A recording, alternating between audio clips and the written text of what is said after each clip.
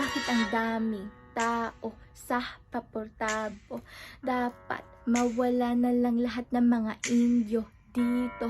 Ba't ba napakatagal ng paglalakbay ng Paportabo? Mainit na nga. Hindi nyo ba nakikita? Ako'y naiirita. Tinatawag niyo akong Indio? Tunay na nagkakamali kayo. Kulang naman ay isang napakaganda, mayaman, at maraming kilala. Isang Donya. Hindi niyo ako kilala? Ako si Donya Victorina de los Reyes de Espadaña.